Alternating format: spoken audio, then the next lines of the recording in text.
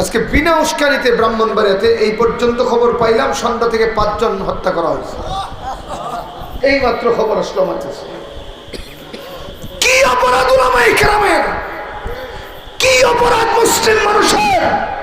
অপরাধ একটাই, আমরা আল্লাহর কথা বলি। কথা বলেন ঠিক কিনা জোরে কান। আমি মনে করি এখন আর আপোষ করার সুযোগ নেই, এখন আর ঘরে বসে থাকার সুযোগ নেই। ইমান নিয়ে বাঁচতে হলে ময়দানে ঝাঁপিয়ে পড়তেই হবে। একটু জোরে বলেন, সরকার বড় না ইমান বড়? চিল্লে এখন, সরকার বড় না ইমান বড়? রাষ্ট্র বড় না ইমান বড়? মোদি জানোয়ার বড় না আমাদের ইমানি চেতনা বড়?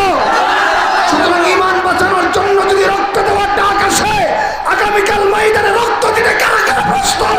হাত উঠায় আমাকে দেখাও।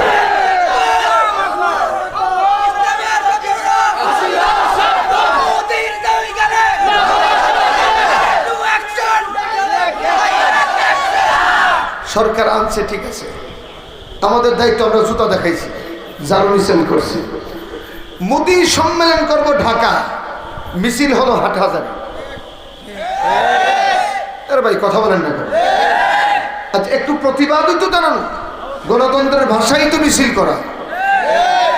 গণতান্ত্রিক পদ্ধতিতে হাটহাজারীতে মিছিল বের করার অপরাধে কিছু পেটুয়া ইসকনের ইন্ধনে হিন্দুদের উগ্র সন্ত্রাসী এই পুলিশ বাহিনীর মধ্যে পোশাক পরে গাপটি মেরে থাকে। হাটহাজারী মাদ্রাসার ছাত্রদের বুকে গুলি চালিয়ে আমার 5 জন ভাইকে জায়গায় শহীদ করে দেওয়া হয়েছে।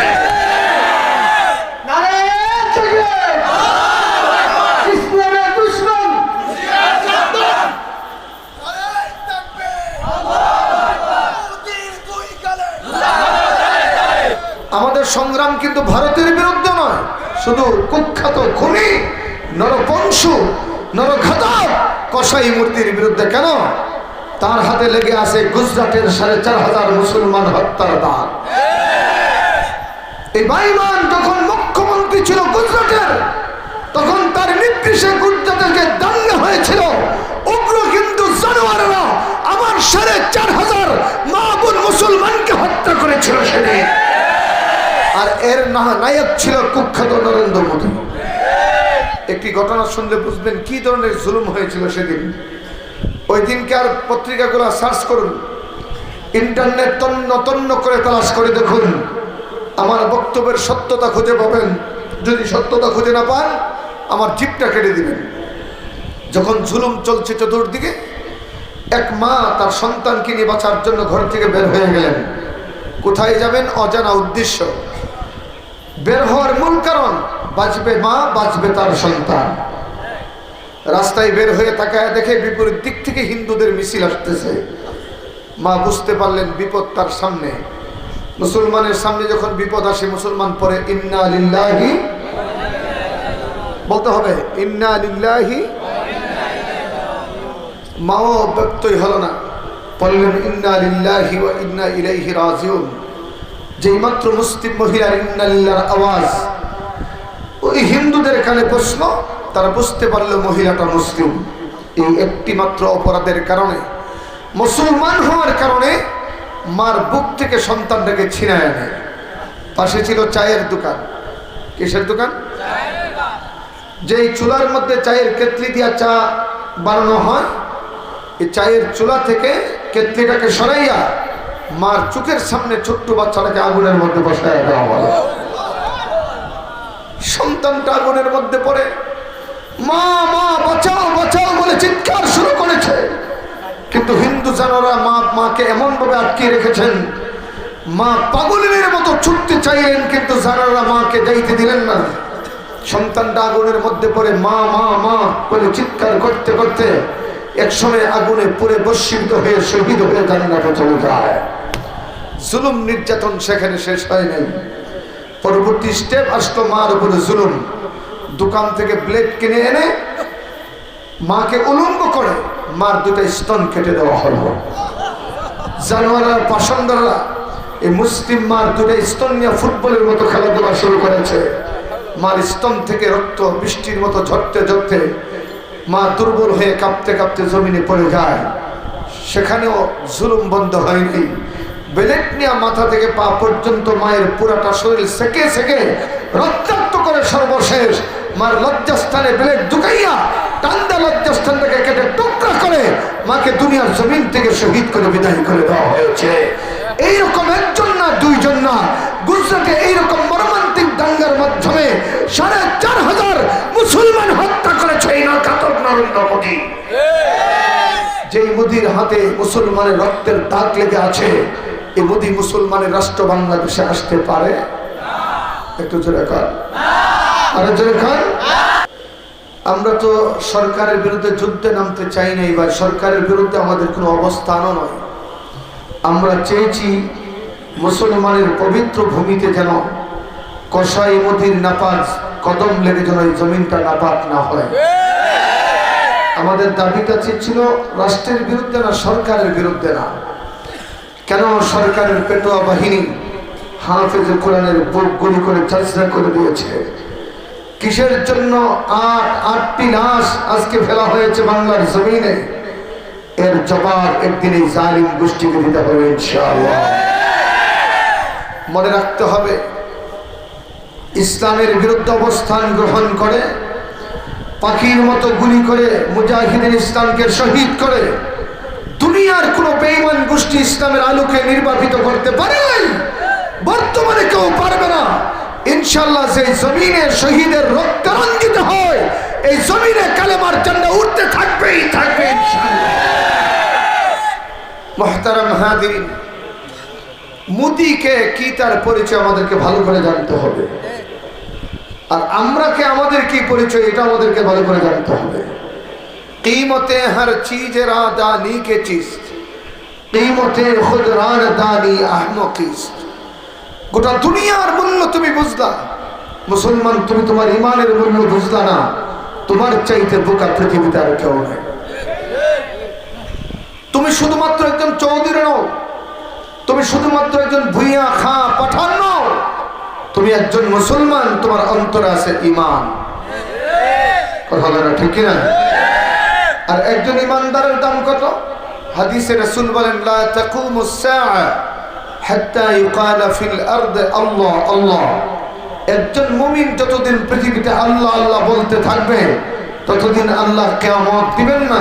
তার অর্থ হচ্ছে একজন মুমিনের দাম ৭ আসমান ৭ জমিনের চাইতে বেশি।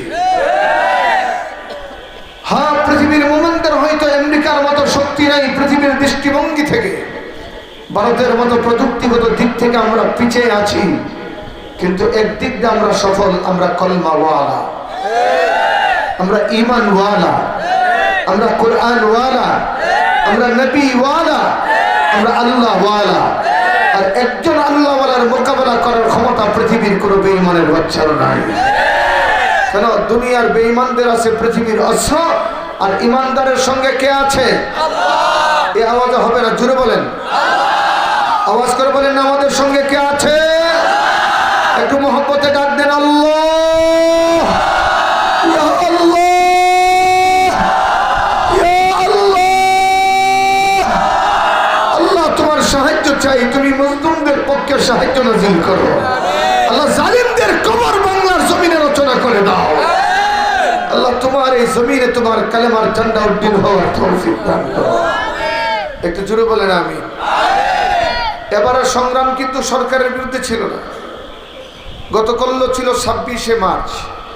কত মার্চ? স্বাধীনতা দিবস। গতকাল স্বাধীনতা দিবসের সঙ্গে বাংলাদেশের মানুষের একটি উদ্দীপনা ছিল। কেন? স্বাধীনতার ৫০ বছর পূর্তি অনুষ্ঠান ছিল। আমরা গভর্নমেন্টকে বিগত ২ মাস যাবৎ বলছি, এই স্বাধীনতা রজত জয়ন্তী অনুষ্ঠান শুধুমাত্র কোনো দলের কিংবা কোনো গতিগোষ্ঠীর নয়। এই স্বাধীনতা রজত জয়ন্তী অনুষ্ঠান গোটা বাংলাদেশের সমস্ত মানুষের। কথা বলেন ঠিক কিনা?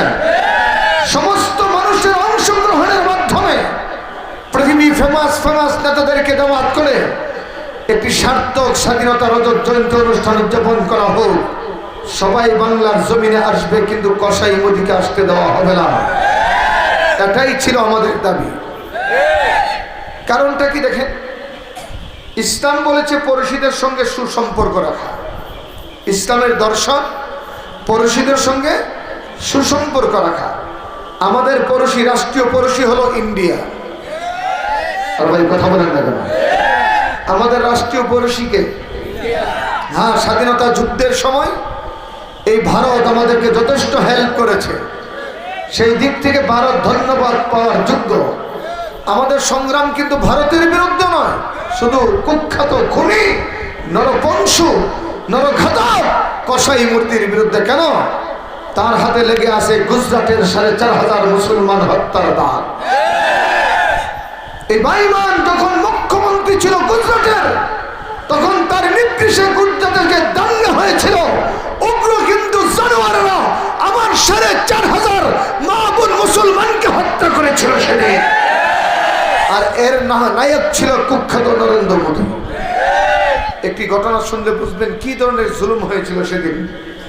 ওই দিনকে আর পত্রিকাগুলো সার্চ করুন, ইন্টারনেট তন্ন তন্ন করে তালাশ করে দেখুন, আমার বক্তব্যের সত্যতা খুঁজে পাবেন।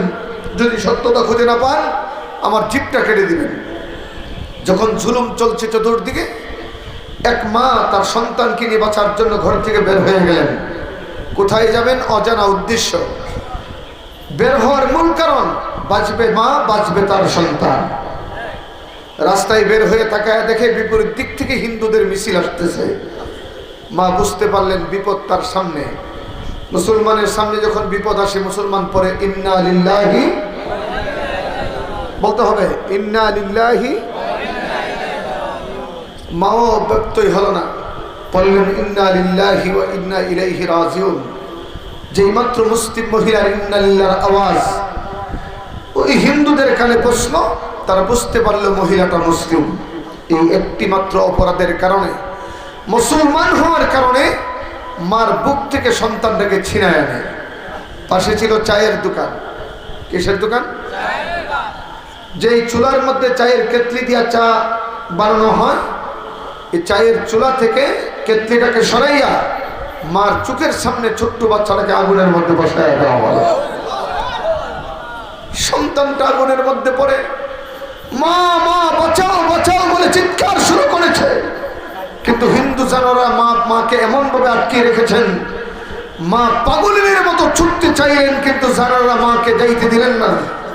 সন্তানটা আগুনের মধ্যে পড়ে মা মা মা বলে চিৎকার করতে করতে একসময় আগুনে পুড়ে বর্ষিত হয়ে শহীদ হয়ে জান্নাতে চলে যায়।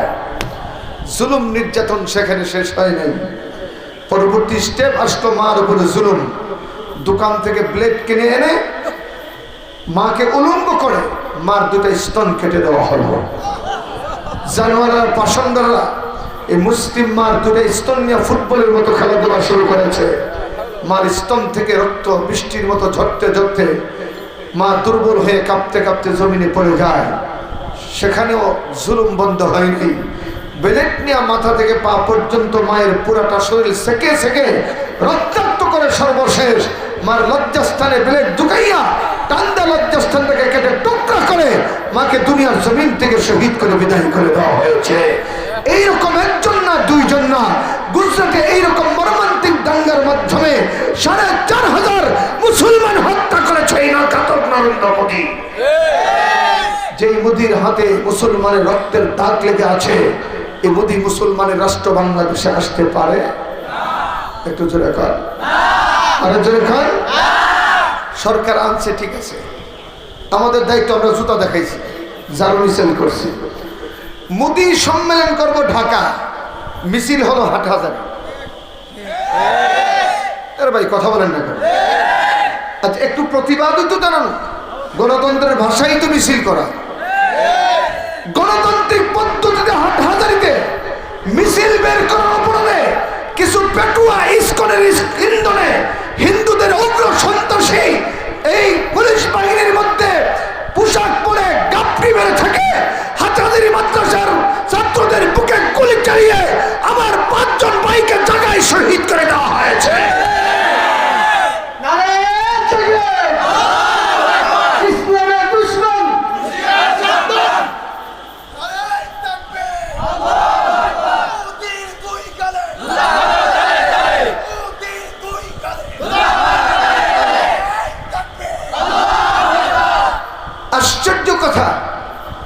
মুদি আছে কোথায়?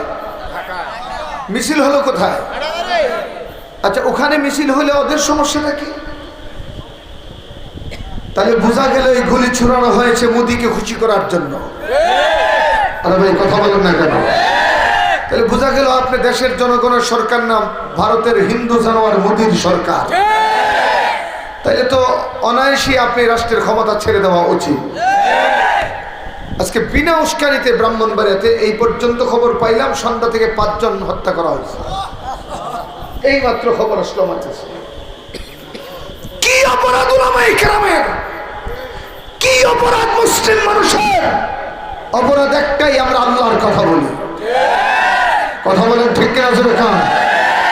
আমি মনে করি এখন আর আপোষ করার সুযোগ নেই, এখন আর ঘরে বসে থাকারও সুযোগ নেই। ইমান নিয়ে বাঁচতে হলে ময়দানে ঝাঁপিয়ে পড়তেই হবে। একটু জোরে বলেন, সরকার বড় না ইমান বড়? চিল্লে এখন, সরকার বড় না ইমান বড়? রাষ্ট্র বড় না ইমান বড়? মোদি জানোয়ার বড় না আমাদের ইমানি চেতনা বড়? সুতরাং ইমান বাঁচানোর জন্য যদি রক্ত দেওয়ার ডাক আসে, আগামীকাল ময়দানে রক্ত দিতে কারা কারা প্রস্তুত? হাত উঠায় আমাকে দেখাও।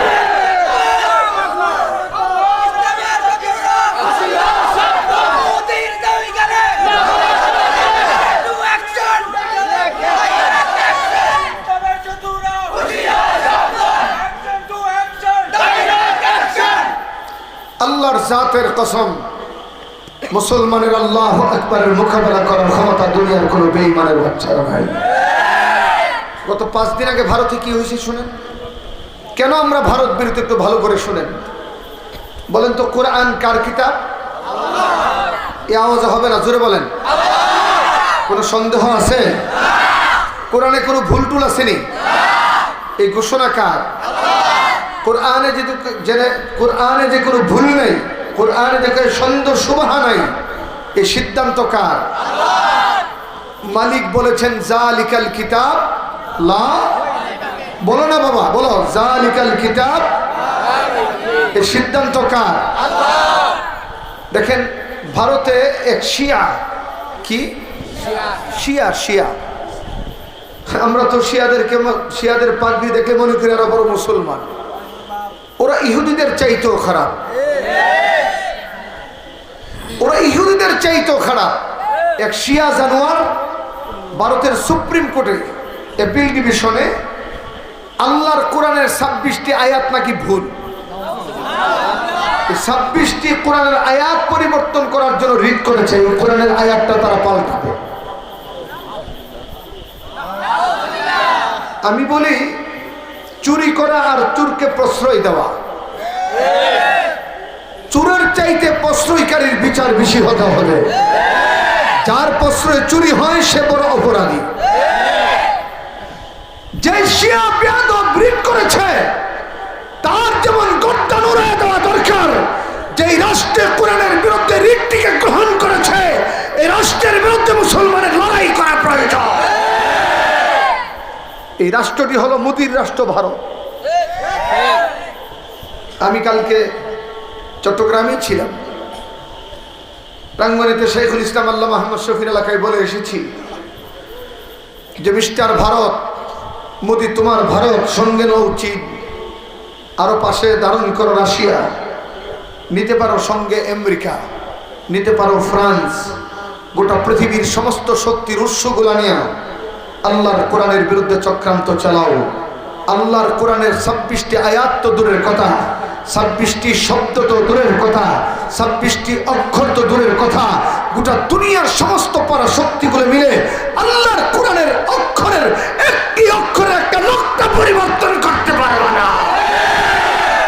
কেন? এই কোরআন হেফাজতের মালিক কে? আল্লাহ। কোনো সন্দেহ নেই আছে? বলেন, কোরআন কে নাজিল করছে? আল্লাহ। হেফাজত কে করবেন? আল্লাহ। দুনিয়ার কোনো বেঈমান কোরআনের একটি অক্ষরকে নস্যাৎ করতে পারবে না। এই চ্যালেঞ্জ আল্লাহ পাক।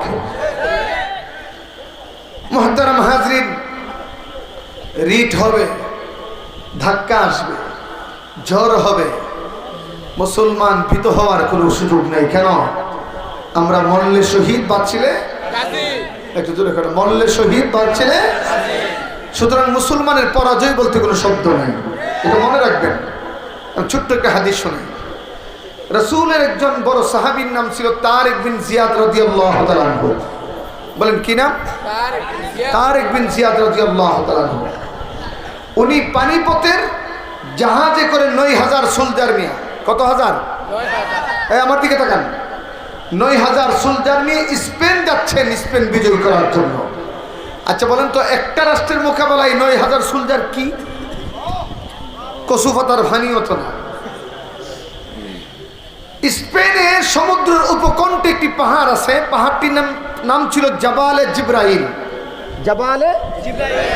কিন্তু খ্রিস্টান কুত্তার দল এই পাহাড়টার নাম পরিবর্তন করে রাখছে জিব্রাল্টার।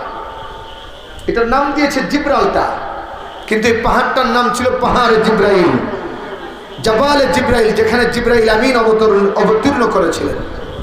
সুবহানাল্লাহ বলবেন না? ওখানে জাহাজগুলা লাগাইয়া সেনাপতি তারিক বিন জিয়াদ রাদিয়াল্লাহু তাআলা বললেন, এই মুজাহিদিন ইসলামরা প্রত্যেকটা জাহাজকে প্লাবিত করে দাও নদীর বুকে, সমুদ্রের বুকে। একজন ডাক দেখো, হুজুর, ইয়া আমির আল মুমিনিন, আপনি আমাদের সেনাপতি, আপনার হুকুম মানতে আমরা বাধ্য। বাকি আপনি যে রায়টা দিয়েছেন এই রায়টা নিয়ে দ্বিতীয়বার একটু রিভিউ করার চিন্তা করেন। কেন? যদি আমরা স্পেনের সঙ্গে কুলাইতে না পারি, বাঁচার আশ্রয় হবে এই জাহাজগুলা। আমরা যেন ফিরা মদিনায় যেতে পারি, অন্তত জাহাজগুলো অক্ষত থাকুক। তারিক বিন জিয়াদ রাদিয়াল্লাহু তাআলা বললেন, ও মুসলিম সেনাপতিরা শোনো, ও মুসলিম সোলজাররা শোনো, আমি আল্লাহর নবীর জবান থেকে শুনেছি মুসলমানের সামনে দুইটা পথ, তৃতীয় কোনো পথ নাই। এক, মুসলমানের অস্ত্র বেঈমানের মতো নাই, কিন্তু মুসলমানের সঙ্গে কে আছে? একটু জোরে কও, আরো জোরে কও, চিল্লায় বলো, আমাদের সঙ্গে কে আছে? আল্লাহর বলে বলিয়ান হয়ে হইতোবা পরাশক্তি স্পেনকে দুমড়ে মুছড়ে স্পেনের রন্দে রন্দে বিজয় নিশান উড়াবো, নতুবা আল্লাহর জমিনে আল্লাহর দিন কায়েম করার জন্য লড়াই করতে করতে শাহাদাতের শরাব পান করে আমরা সবাই জান্নাতি হয়ে যাব। হয়তো বাজবো বিজয়ী বেশে, নতুবা শাহাদাতের মৃত্যুবরণ করে আল্লাহর জান্নাতে চলে যাব। পালানোর কোনো সুযোগ নাই। ইসলামে পালানোর কোনো সুযোগ? পালাবে যারা মুনাফিকরা। বলেন, পালাবে যারা? আর মুনাফিকরা তো কাফেরের চাইতেও খারাপ। কথা বলেন ঠিক কিনা? তাহলে বোঝা গেল ইসলামে দুইটা পথ, তৃতীয় কোনো পথ। আরো জোরে কান। আরেকটি হাদিস শুনেন, বলবো? সহিহ বুখারীর হাদিস।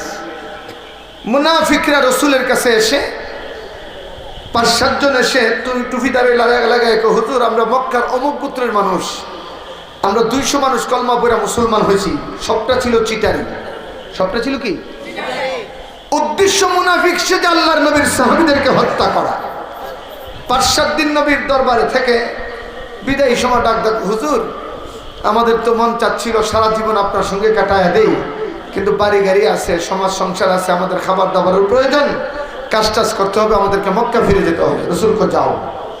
হুজুর, ওই যে 200 জন কলমা পড়ছে, আমরা কলমা পড়ছি, আমাদেরকে কোরআন শিখানোর জন্য কিছু সাহাবী দেন। নাউজুবিল্লাহ বলবেন না? কিছু সাহাবী দেন। রাসূল সহজ সরল 6 জন, কোন বর্ণনায় আছে 10 জন সাহাবী দিলেন। কাফেররা কো, হুজুর না, হযরত আসিমকে দেন। কোন সাহাবীকে? হযরত আসিমকে দেন।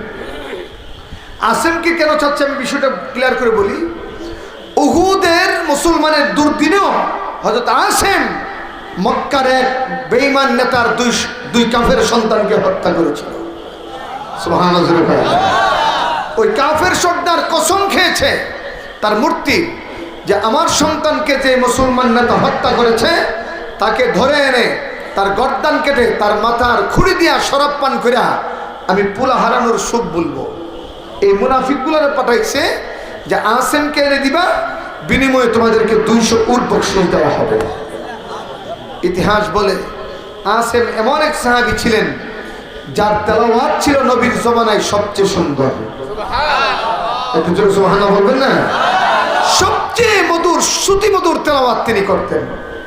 রাসূল আসিমকে আমির বানাইয়া 10 জন সাহাবী দিছে মুনাফিকদের হাতে, নিয়ে যাচ্ছে তাদেরকে। সাহাবীদের মনে মনে আনন্দ, নিজের মাতৃভূমি মক্কায় গিয়া কোরআন শিখাবেন, কিন্তু তারা জানতেন না সামনে তাদের জন্য শাহাদাতের সরাব অপেক্ষমান। মক্কা মদিনার মিডল প্রান্তের একটি পাহাড়, পাহাড়টির নাম জাবালে ফিতফিত। জাবালে ফিতফিতে মক্কার বেঈমানরা 200 জন তীরন্দাজ যারা তীর চালাইতে পারঙ্গম এইরকম নেতা রেডি করে রাখছে, সাহাবীদেরকে দেখবে অতর্কিত হামলা চালায় তাদেরকে শহীদ করবে। ফিতফিত পাহাড়ের পাদদেশে যখন সাহাবায়ে কেরামের জামাত পৌঁছল, চতুর্দিক থেকে অতর্কিতভাবে বৃষ্টির মতো তীর আসতে লাগলো। সাহাবায়ে কেরাম উপায়ান্তর না দেখে তৎক্ষণাৎ সিদ্ধান্ত নিলেন পাহাড়ের উপরে উঠলেন। হযরত আমির আসেমকে আমির বানাইয়া সংক্ষিপ্ত সময়ের জন্য মশওয়ারায় বসলেন। আসেম বললেন, আমরা তো নিরস্ত্র, কাফেররা অস্ত্রে সজ্জে সজ্জিত, আমরা এসেছি রসুল প্রেরণ করেছেন কোরআনের তালিম দেওয়ার জন্য, কিন্তু সুযোগ সময় আমাদেরকে ঠেলে দিয়েছে যুদ্ধের মুখে। এবার বলেন আমরা কি লড়াই করব না তাদের হাতে সারেন্ডার করব? একজন সাহাবী মশওয়ারা দেন। এবার আমিরে ফাইসাল হযরত আসেম রাদিয়াল্লাহু তাআলা আনহু ডাক দিয়ে বলেন, ও মুজাহিদে ইসলামরা, ও নবীর সাহাবীরা, আপনারা সুন্দর পরামর্শ দিয়েছেন, বাকি আমি নবীর জবানে শুনেছি মুসলমানের সামনে দুইটা পথ, তৃতীয় কোনো পথ খোলা নাই। হয়তো কাফেরদের অস্ত্র আছে, আমাদের অস্ত্র নাই, কিন্তু আমাদের সঙ্গে আছে আল্লাহ। বলেন না, বলেন বলেন না মহব্বতে গান, আওয়াজ করে বলেন না ভাই, কে আছে জোরে গান।